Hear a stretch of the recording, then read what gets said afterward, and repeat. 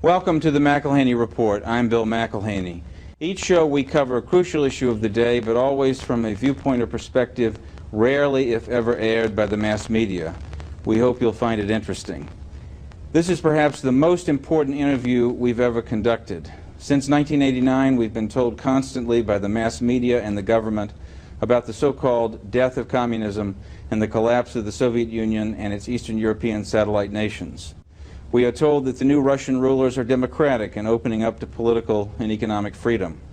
The Bush and Clinton administrations have proposed even greater aid from U.S. taxpayers to the rulers of what is called the new Russia and the new Eastern European states. They tell us that we must aid and be partners with these rulers and join with them in a new world order. Our guest today can refute this conventional wisdom. He is one of two outstanding experts in the free world on this subject. The other expert, Anatoly Golitsyn, the source of this information, has been living in the United States in hiding under an assumed identity since 1960 to protect himself from murder by the Soviet KGB. Our guest today is editor of the London-based periodical Soviet Analyst and editor of Golitsyn's second book, just published in the spring of 1995, The Perestroika Deception. I want to welcome Christopher Story to the McElhaney Report. Delighted to be here. Very happy to have you, sir. For our listeners who are unfamiliar with this subject, we must start at the beginning. Anatoly Golitsyn, this is one of maybe one or two existing public photographs of him, probably taken 30 years ago. Who is Anatoly Golitsyn, and what did he reveal when he defected from the Soviet KGB in 1960? Golitsyn is the most important defector ever to have reached the West.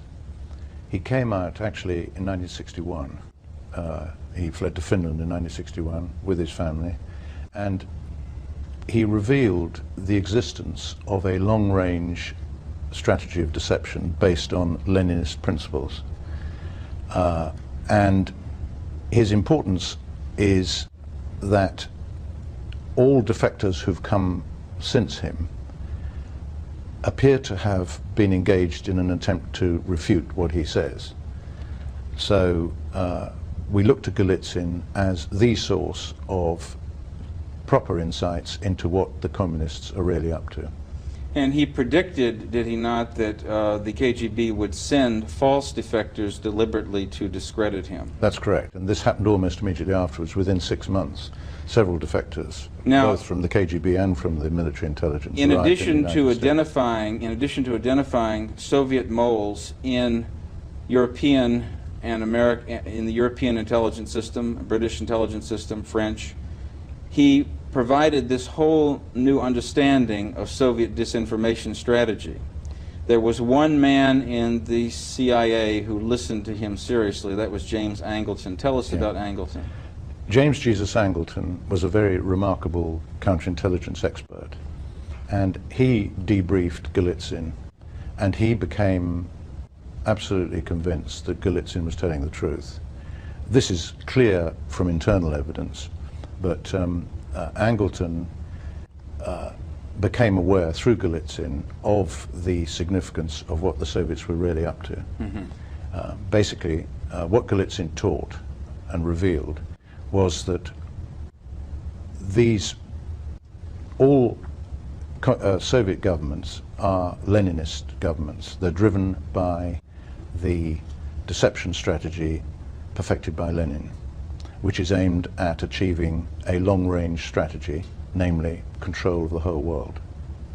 And part of this strategy, as really put into a codified plan by 1959, dealt with creating the impression that liberalization or destabilization, decentralization was occurring in the communist states as a way of lulling the West into putting down its defenses. Yeah. What happened was that, according to Golitsyn, is that after the death of Stalin, the communists realized, in general, that the method of control that they'd been adopting, namely brutal repression, was an inefficient method of achieving control over populations, and that it was more efficient to seek to achieve control through infiltration and deception, and through the control of the minds of the target. And so the party instructed Alexander Shelepin, who was the head of the KGB, in 1958 to develop a plan for the use of the total resources of the revolution. And the KGB and the GRU, military intelligence, were instructed to become the instruments of the mobilization of the resources of the revolution. So between 1959 and 1961, Shelepin developed, perfected, and agreed with the party the full outline of this deception plan. And the deception plan is basically a means of projecting communism into the whole of the rest of the world.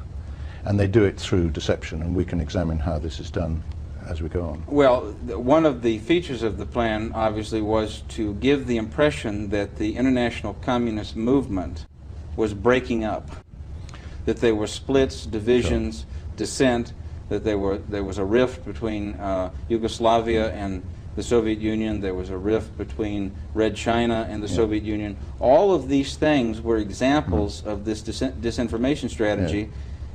And one of the principal goals of it would be that the West would feel more secure and put down its guard. Yes. Lenin's methodology involves the use of the dialectic. Now, the Western mind, which is a civilized, developed mind, does not understand dialectical deception, which is basically a Mongol concept. And the fake Russia-China split is a good example. By creating the false impression that there was a split, which incidentally they've continued ever since, because now we have communist China and supposedly non-communist Russia, so the illusion of the split continues. That's right.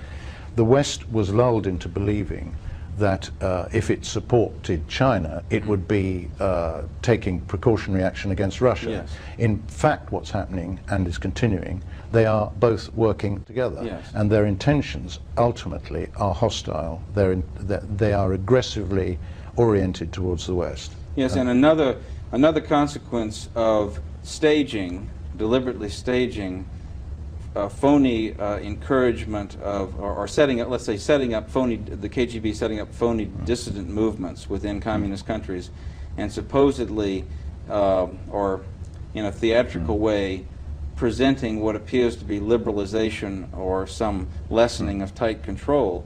That also has the effect of lulling the underground, the genuine underground opposition to communism in these countries out in the open, giving them the false hope that they can speak out, and then further identifying them and destroying them.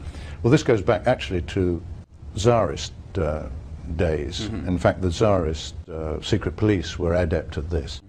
But Stalin's henchman, the founder of the Cheka, Brzezinski, was particularly skilled at using what we call false opposition. And in fact, this was the main thrust of Lenin's strategy in the 1920s. When Lenin launched into the West what is known as the Trust, he allowed the emigration of a large number of emigres, and in their number were many controlled communist members of the Cheka. And he introduced this false controlled opposition to Western intelligence, and as a result, the perception of by Western intelligence of what was really happening was distorted. Now, this principle has been applied since 1961, and it came to its fruition under Gorbachev. Gorbachev's perestroika, which means restructuring, is in fact the restructuring not of Soviet society, although that was done for, there was a certain amount of reform and restructuring to give it credibility. Superficial. Superficial. It is essentially the restructuring of the Western mind, the control of the Western mind. That is what it means. Stalin used the word perestroika, and it meant, in Stalin's vocabulary, it meant the reshoeing of a horse. So the West misunderstood perestroika, the meaning of perestroika, thinking that it meant reform of the communist movement. And this is in fact, it's a deception. Yes, and this is because everything that we've witnessed since 1989 has been part of this grand disinformation strategy, which Golitsyn revealed in his 1984 book, New Lies for Old, had been prepared by 1959.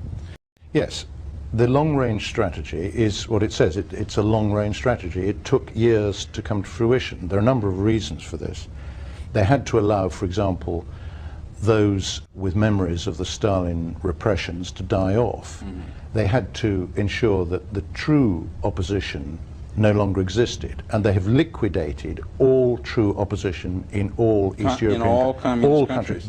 Which means, with a few exceptions. Which means, as Golitsyn has pointed out, then that and those deceptions are subject to question. Those exceptions are subject to question. Yes, even those deceptions. But when we see a supposed dissident movement within a communist or so-called former communist state, having access to the media, operating openly, having resources, and being able to express itself and be heard around the world, it would immediately be suspect of being a KGB front operation, at least in terms of its leadership. Absolutely correct. Yes. And as a result of what Gorbachev first of all launches perestroika internally, and when the softening up process has been completed, i.e. the West is attuned to the fact that there's been this apparent reform and that it's all falling apart, they then export perestroika to the whole world. Yes. So that in fact what has happened is that you have, instead of having walk-ins, defectors arriving and knocking on the West door, you've got a mass walk-in, so that no one knows who's genuine and who isn't. To go back just a bit regarding Golitsyn defecting to the American CIA in the early 1960s, he had an advocate in James Angleton, and the influence of what Golitsyn revealed was felt through Angleton's policies. Yes. But that came to an end in 1974 when Angleton was fired by CIA Director William Colby after Golitsyn had warned that there were Soviet moles, Soviet agents within the CIA at high levels. To what extent was Golitsyn vindicated by the Aldrich Ames exposure? Totally. Yes. I mean, Golitsyn has been telling everybody since he finished the first book, New Lies for Old, which actually he finished in 1980, although it was only published in 1984, that the CIA was penetrated. This was obvious from internal evidence.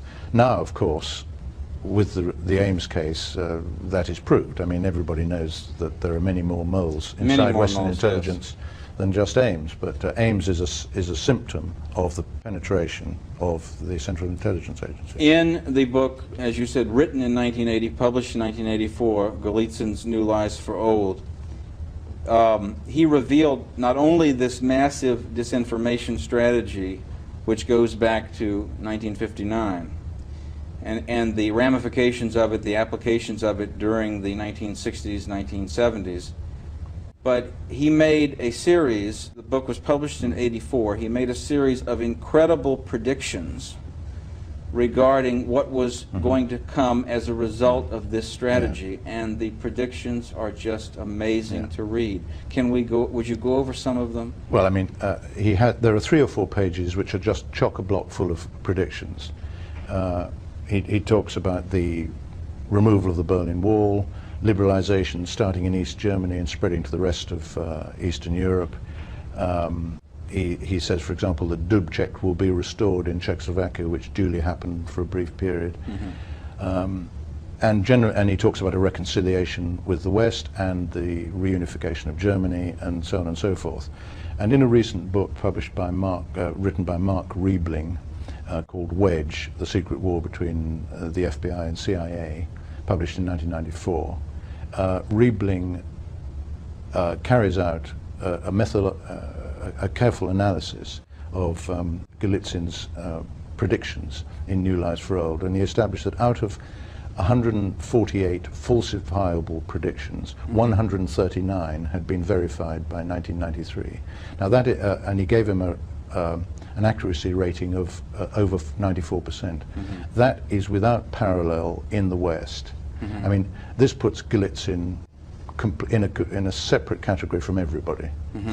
Now, I think in other words, if Golitsyn is not telling, the truth about everybody has to explain why these predictions were correct. If he's not telling the truth about the fact that all that we have witnessed since 1989 was planned as Soviet disinformation strategy, going back this far, then he has to be a prophet. He has to be a clairvoyant. Either he has to be. He has to have supernatural powers. He has to have supernatural powers. Or he has to understand Soviet strategy. That's right. And of course the answer is the latter. Yes. He understands Soviet strategy because he knows that it's based on the thinking of Lenin. He's studied Lenin. Now, one of the things that I've done in the last few years is go back to Lenin and try to read and understand what this evil man is saying. He's actually preaching hatred. He's preaching how to deceive, and he's teaching us how to deceive. And Lenin's disciples remain in control of the world communist movement.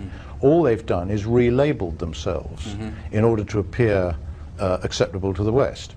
There's a passage in Lenin where he says that there may come a time in the revolution when true revolutionaries must put on the appearance and the clothing and the manner and the language of the enemy. And this is what they've done. So that and it's very easy to see that this is the case once one understands that this is what's going on. If you take someone like Andrei Kozyrev, the Russian foreign minister, you can see that everything he says is a deception. He is an absolute, he's the most brilliant representative of the Leninist case currently operating.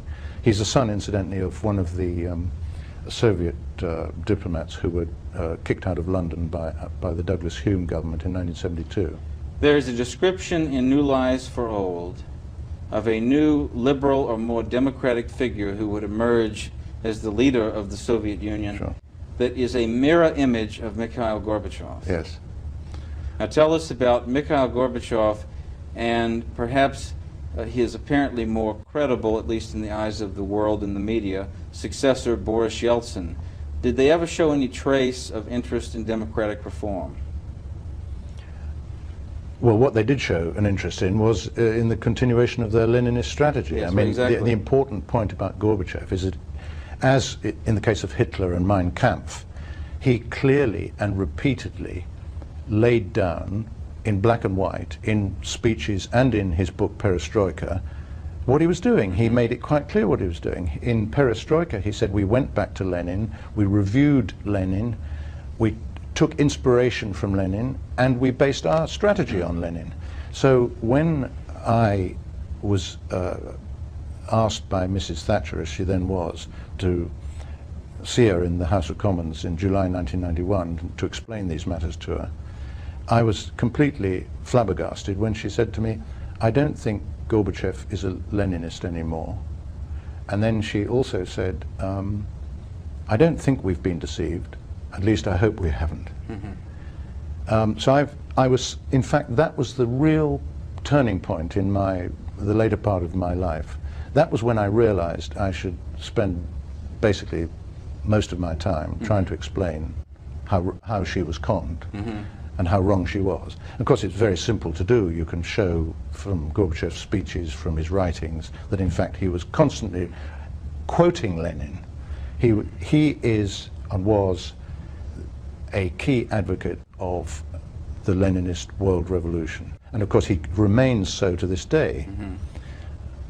Gorbachev, as you probably know, is in charge of the so-called Gorbachev Foundation, which various experts, led by Hans Graf Huhn, a well-known German expert, have identified as, in fact, the international department of the CPSU. And it's based here in San Francisco. Communist Party, Soviet Union. Yes. Yes.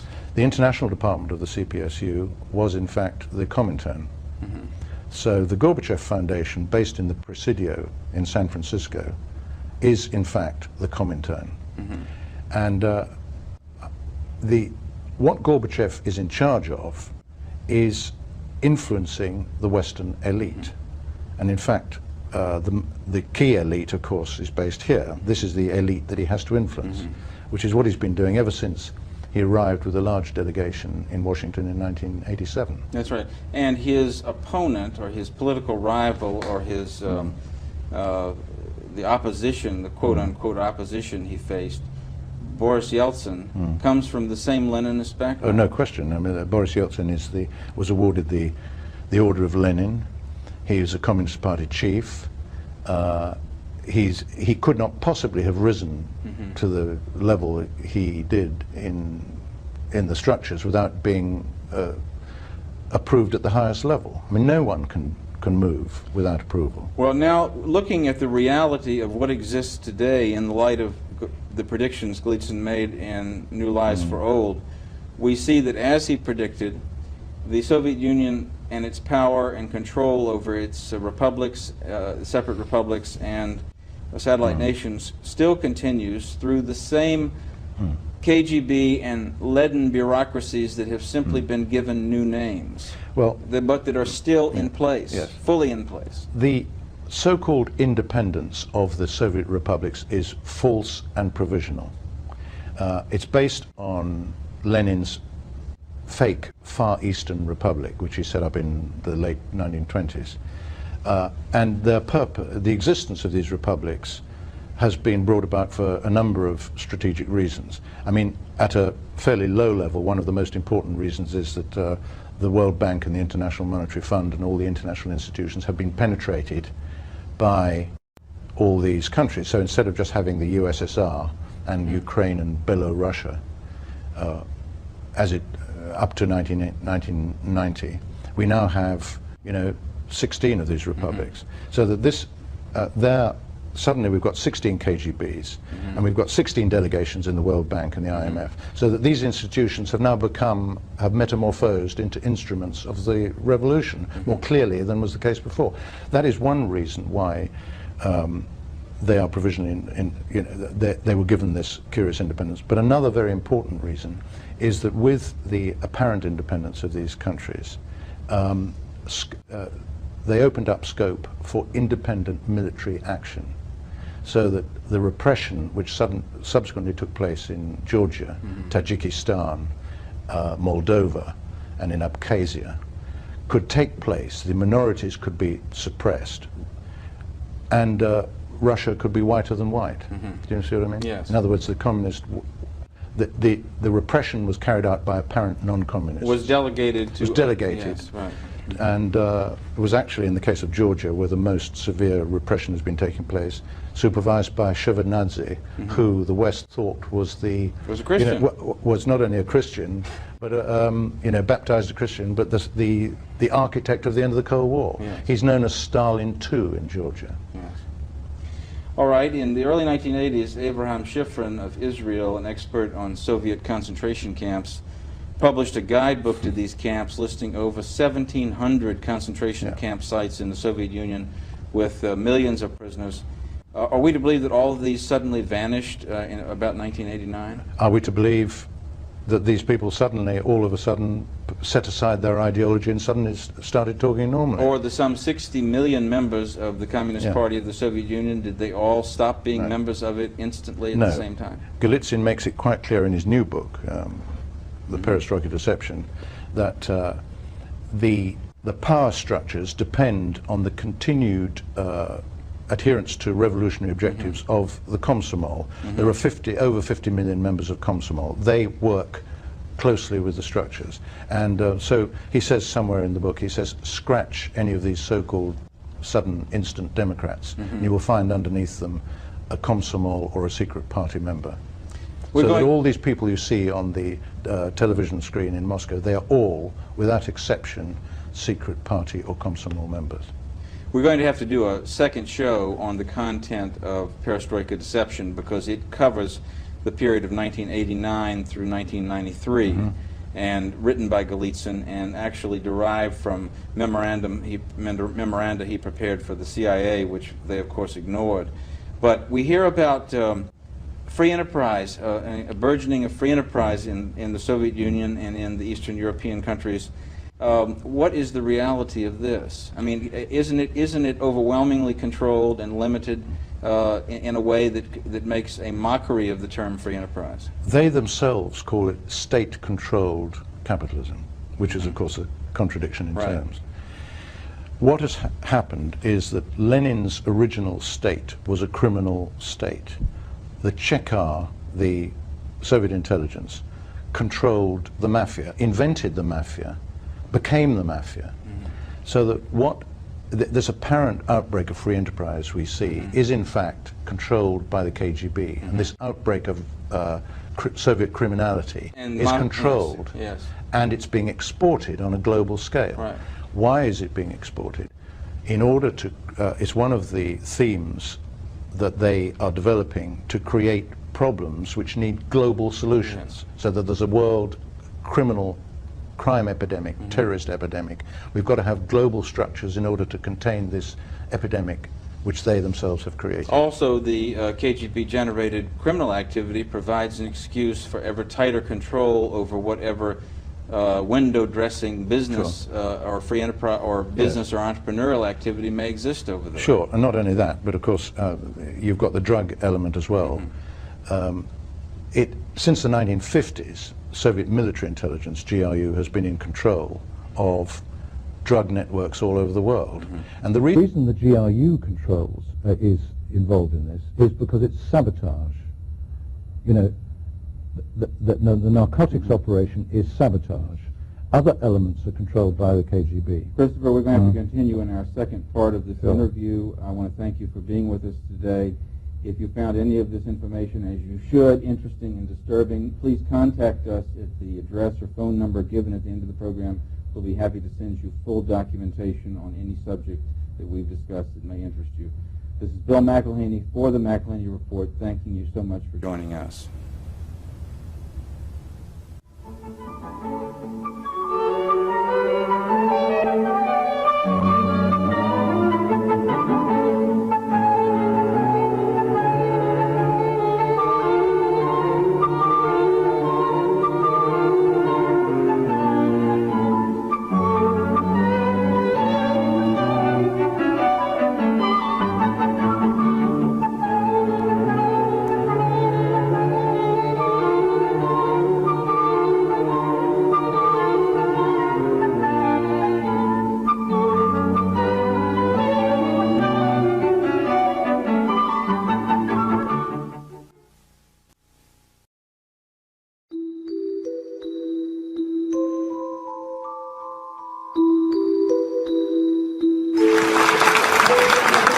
Thank you so much. Thank you, Cam. Thank you, everybody.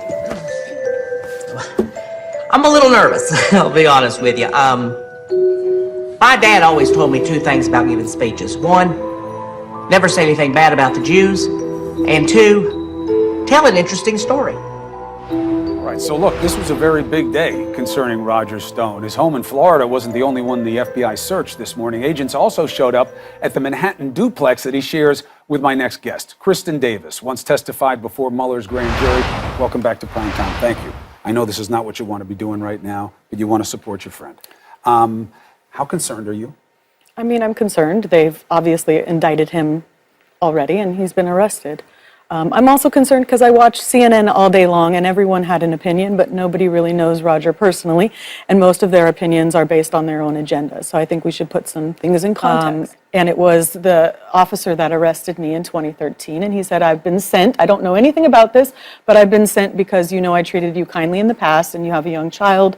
We want to treat you kindly now. But didn't you move? I moved, so there's no joint duplex anymore. So it's I've moved did they search the right place? Well, Roger Stone doesn't have a New York apartment anymore, so his stuff is in storage. No, they searched the remnants of the apartment that we had that's currently being liquidated to storage. Have you worked out who she is? She's Roger Stone's lover and has his love child. They live together in New York City in an apartment. Okay. Now we've established that, here is Kristen Davies on the documentary with Matt Damon about the 2008 housing crisis collapse, as she talks about her 10,000 clients as a prostitute madam, half of which were Wall Street brokers. Hit.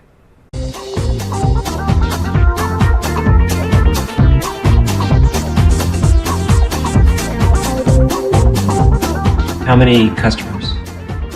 About 10,000 at that point in time. What fraction were from Wall Street? Of the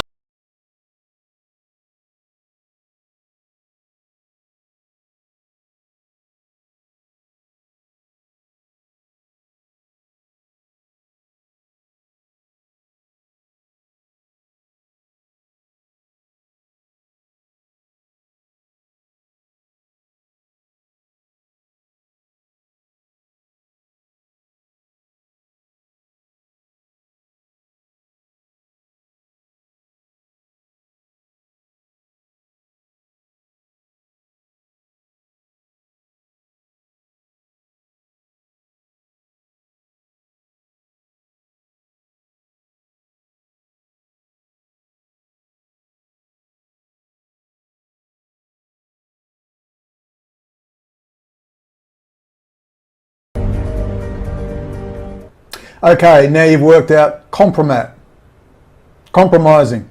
What is the dirty trickster's main job? Roger Stone is to compromise people, politicians and business people for Israeli intelligence. That's his job.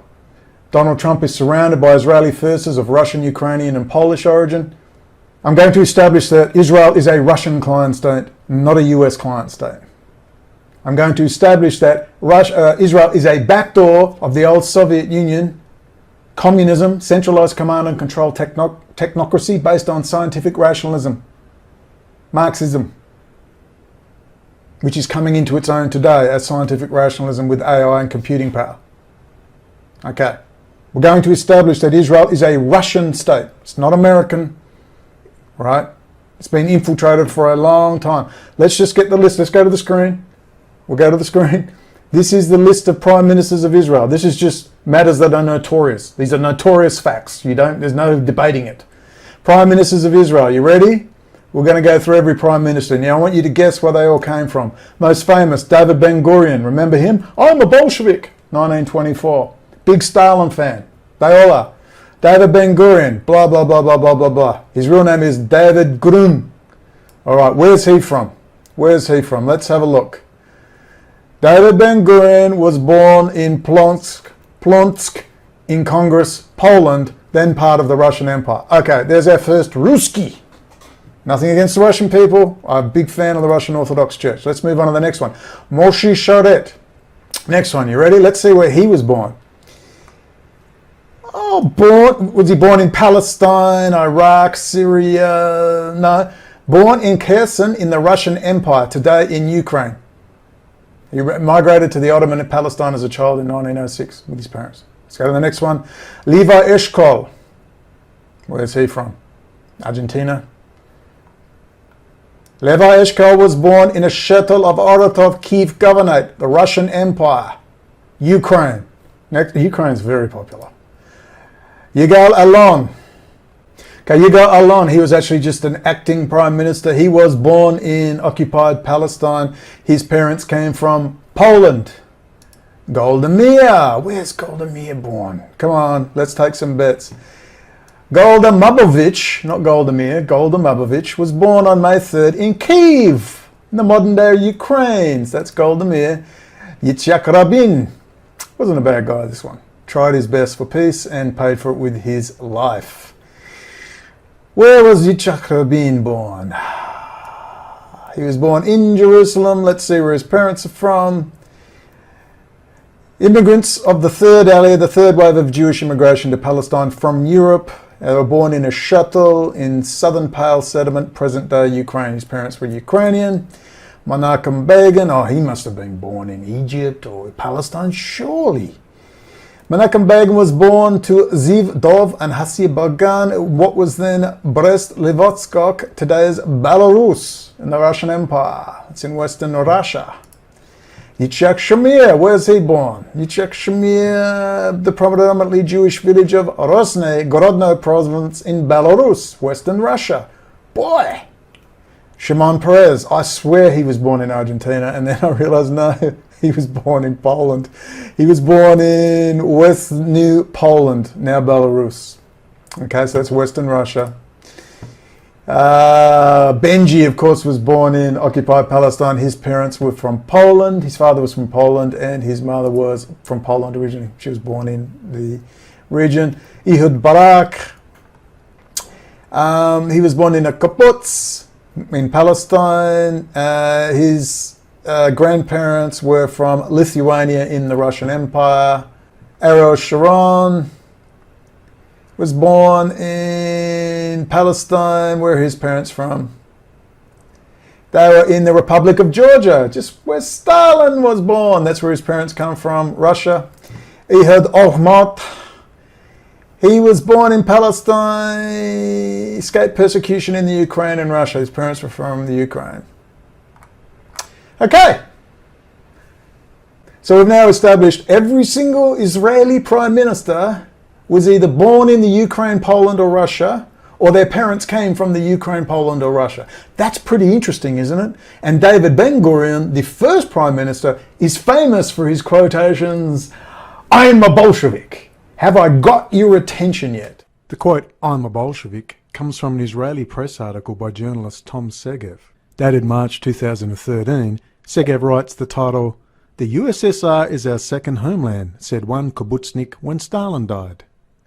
Incredible as it may seem, Stalin's Soviet Union was once at the centre of Israeli identity. Let us quote extensively as will set the tone for the whole video. Listen carefully. The death notice published in the daily Al-Hamishmah on May 6, 1953 quickly became one of the most cited documents in the history of Israeli politics. The United Workers' Party, it said, was shocked upon hearing of the great disaster that befell the peoples of the Soviet Union. The world's proletariat and all of progressive humanity with the loss of the great leader and illustrious military commander, Joseph Vissarionovich Stalin. The Soviet dictator was described there as a great revolutionary fighter, responsible for immense historic endeavours. But contrary to what is usually remembered, the appellation Son of the Nations, as supporters like to refer to Stalin, did not appear in the paper's announcement. 60 years later, the death notice could be seen on David Seller's Nostalgia website, as if it merits only amused wistfulness. In fact, it is of interest to recall, incredible as it may seem, that Stalin's Soviet Union was once at the centre of Israeli identity. In the first Knesset, the left-wing Mapam, or United Workers' Party, was the second largest faction with 19 seats.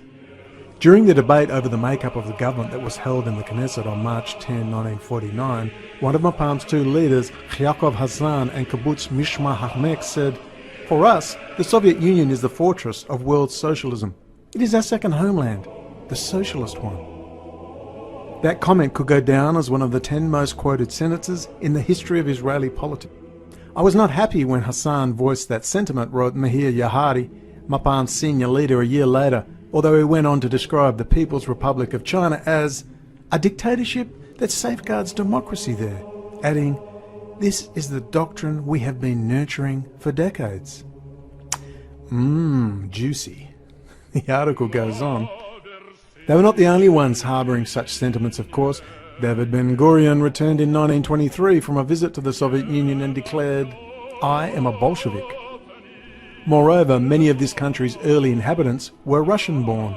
They spoke Russian, read books and sang songs in Russian, and thought and dreamed in Russian. Many of them owed their lives to the Red Army's war against Nazi Germany. Stalin was considered the father of the victory over Hitler. The communists here had it easier. All they had to do was listen to Radio Moscow.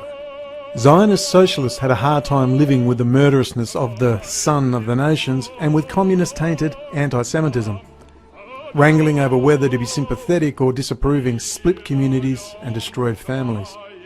The two great leaders of Mapam wrote a bevy of letters back and forth that were kept for posterity. They are enlightening and will quote a summary of the rest of the article. It seems that Yahari saw in Hassan's criticism of the Soviet Union a betrayal of their friendship. And, for his part, Hassan wrote in a most conciliatory tone, assuring his colleague that, "I am certain the Soviet Union is not a dead planet. I am certain a day will come when there too the sun of true socialist liberty will shine in all its essence. Then the objective historian will come along and explain that what happened during Stalin's era and what is happening there today were stages en route to the future, just as the beheadings of Georges Jacques Danton was also one of the links on the way to victory of the great French Revolution." Journalist Tom Segev ends the article with this last line. Yahari died in 1987, aged 90. Hassan passed away in 1992 at 93. Plenty of years in which to admit countless times that he had erred in describing the Soviet Union as a second homeland. I gather after the quotes from the above article you will begin to sense where this documentary is heading and are already pondering the ramifications of Israel and the United States being so close. Later, in 1962 on Life magazine, Ben-Gurion is quoted, "The image of the world in 1987 is traced in my imagination. The Cold War would be a thing of the past. Internal pressure of the constantly growing intelligentsia in Russia for more freedom and the pressure of the masses for raising their living standards may lead to a gradual democratization of the Soviet Union. On the other hand, the increasing influence of the workers and farmers and the rising political importance of men of science may transform the United States into a welfare state with a planned economy. Western and Eastern Europe will become a federation of autonomous states having a socialist and democratic regime. With the exception of the USSR as a federated Eurasian state, all other continents will become united in a world alliance at whose disposal will be an international police force. All armies will be abolished and there will be no more wars. In Jerusalem, the United Nations will build a shrine of the prophets to serve the federated union of all continents. This will be the seat of the Supreme Court of mankind to settle all controversies among the federated continents as prophesied by Isaiah. With the above in mind, the emerging close relationship between Benjamin Netanyahu of Israel, Vladimir Putin of Russia, and Xi Jinping of China becomes more obvious. Understanding the central role of the Belt and Road Initiative to unfolding events, particularly in the Middle East, the Trump administration's main role becomes clearer in facilitating the final establishment of Greater Israel and the transfer of the US high technology sector to Tel Aviv. This transfer of technology is occurring in the same manner as US heavy industry and manufacturing were moved to China and Asia beginning under the Nixon administration. Interestingly, the same people are involved, most notably Henry Kissinger and the Council on Foreign Relations, along with a bevy of young 20-somethings at the time that included, ironically, Roger Stone and Dr. Steve Pieczenik, players directly involved in bringing Donald Trump to power and keeping him there. They are very similar in the sense that they're both brilliant, they're both combative, neither one is afraid to take on the media, that they appeal to the forgotten man, the silent majority, the blue-collar white Democrat that was part of the Nixon coalition, is now part of the Trump coalition. Ironically, it was former President Nixon who was, to my mind, the very first person who saw the possibilities of a Trump presidency. He met Donald Trump in George Steinbrenner's box in 1987 at a Yankees game, and the former president called me the next morning and said, "Well, I met your man. He's really got it. This guy could go all the way." And Donald Trump, like Richard Nixon, cannot wait to hand billions in trade and technology to other countries, especially Israel, who is totally in bed with China. Every time the Don slaps a couple of $100 billion in tariffs and limits trade with China, in steps Israel with stolen US technology, and the trading bloc of Russia, China, Israel and the Belt and Road Initiative draw ever closer. This includes Turkey, who actually makes parts for the Lockheed crown jewel of technology, the F-35, as does Israel. Now they are all drawing closer together thanks to the Trump administration's policy making that clearly benefits Trump's owner, Netanyahu, and the Israeli firstocrat. Pieczenik is of particular interest due to his incredible credentials, membership of the Council of Foreign Relations up until at least 2012, and employment as Deputy Assistant Secretary of State under Henry Kissinger, Cyrus Vance and James Baker. In early 2018, Dr. Steve Pieczenik said this. What are you seeing here? Well, I'm glad you feel the storm come, but quite frankly, the storm was over a year ago when we brought in Trump. What you're seeing now is basically the aftermath of a major storm that had occurred, with no one really understanding how Trump came in and how we and the intelligence community and others had helped to bring Trump to the forefront. The storm is over. Hillary is over, Mueller is over, the FBI is over, the CIA, certain elements are over. That's why Pompeo, who was number one at West Point, was put in. We have several military generals in charge. We have every congressional district. We have a military installation or project. So basically, we're not worried about any Democrats or congressmen. If you look at the map of the United States, we in the intelligence and military community are basically in charge, and Trump is on top of that. And I'm not upset about it, and I'll tell you why. Despite Pieczenik working closely with Alex Jones and Roger Stone, his name is never, ever mentioned in the mainstream media. This must be examined closely. With Trump mirroring Nixon, prone to say one thing and do another, we find Nixon making his name as a red-baiting ally of Senator Joseph McCarthy, but as president, he opened relations with Communist China. Nixon ran for president based on a Southern strategy of appealing to the white devotees of Jim Crow, but his administration backed affirmative action. Nixon made his name as a conservative but presided over the creation of the Environmental Protection Agency and expansion of the welfare state. And just like Nixon, the narrative presented in this video contends that Trump will talk a conservative pro-America talk while handing billions in contracts to Israel in a manufactured trade war with China. His aides and associates will talk an anti-communist talk. China is in control of everything in America, but it's definitely being directed from China, and they plan to kill Trump in March. I thought I would just let people know that Fort Bragg's preparing for that. Whilst facilitating the rise of Greater Israel in the same manner Nixon facilitated the rise of China. If there is one thing you will easily take from this documentary, is that Israel is a Russian client state, not an American one, and though the levels of control are debatable, Israel has always been a Soviet-era invention and backdoor to the West.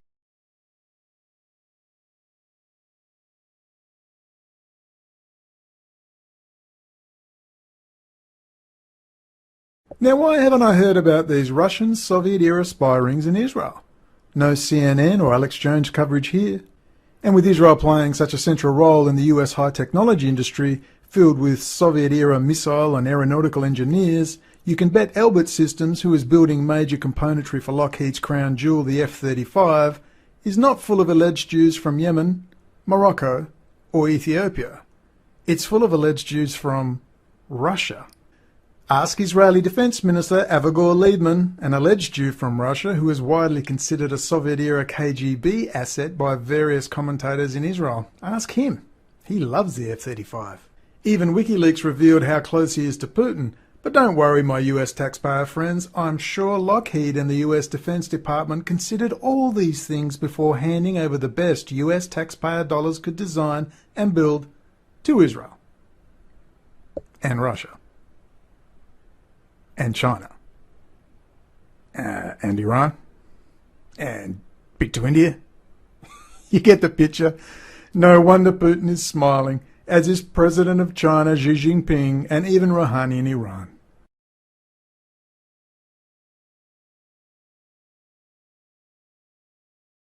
Let's keep going on. Here is Donald Trump. And at the end of this meeting, I think we really came to a lot of good conclusions. A really good conclusion for Israel, something very strong. He's a believer in Israel. He's a fan of Bibi, and really helping him a lot and will help him a lot, which is good for all of us.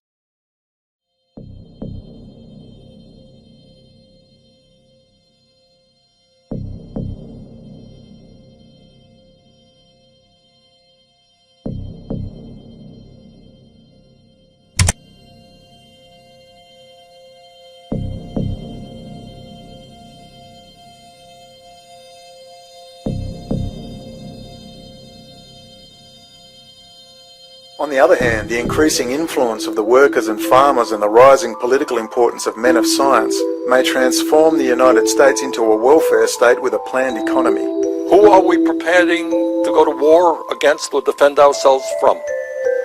Senator, the Secretary of Defense outlined in the National Defense Strategy the challenges that we face. Part of the emphasis in the strategy was the shift from a focus on terrorism to great power competition, with a particular emphasis on the long-term challenges of China and Russia.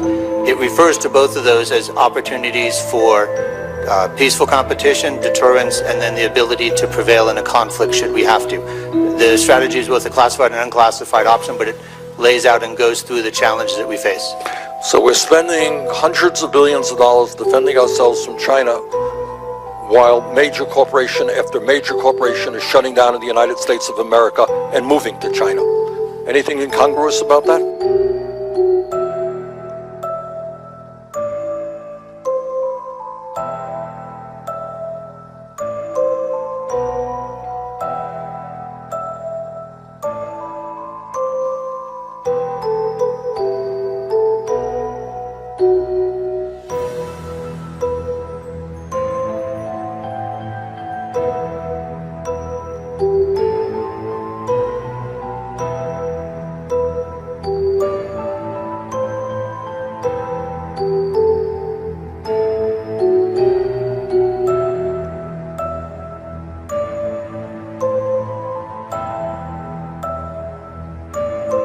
On the other hand, the increasing influence of the workers and farmers and the rising political importance of men of science may transform the United States into a welfare state with a planned economy.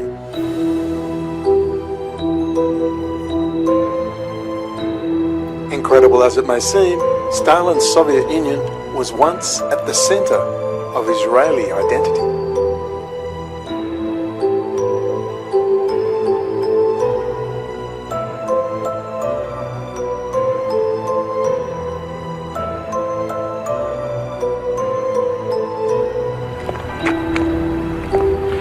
You're an educated sort of a swine. An artist is a bloke who can hold two fundamentally opposing views and still function. Who dreamed that one up? Scott Fitzgerald. Well, Fitzgerald knew a thing or two. And I'm definitely functioning. As a good socialist, I'm going where the money is. As a good capitalist, I'm sticking with the revolution because if you can't beat it, spy on it. Don't look like that, George. It's the name of the game these days.